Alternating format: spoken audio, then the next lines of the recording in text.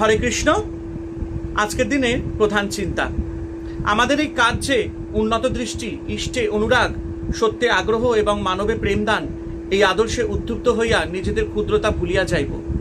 আজকের দিনের প্রধান উপদেশ, মানুষের অহংবোধ দুই রকম। এক, আমি অপরিণত অপক্ষ ফলের মতো, সেই আমি মানুষের মনে গোলযোগ সৃষ্টি করে।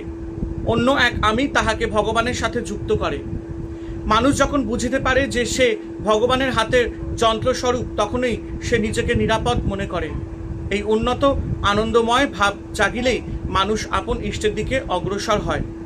সরলতা ও শ্রদ্ধা ভক্তির ফলেই আমরা এই অবস্থায় উপনীত হই।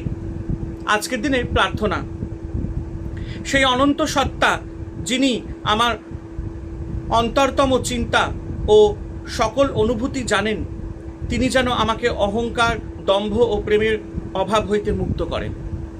তিনি যেন আমাকে তাহার আরও কাছে টানিয়া লন। আমার হৃদয় মন যেন তাহার পূর্ণ সৌরভে সুরভিত হয় এবং তিনি যেন আমাকে নিরন্তর তাহার দিব্য আবির্ভাব অনুভব করিবার চেতনা দান করেন। হরে কৃষ্ণ। জয় ঠাকুর শ্রী রামকৃষ্ণ পরমহংসদেবের জয়।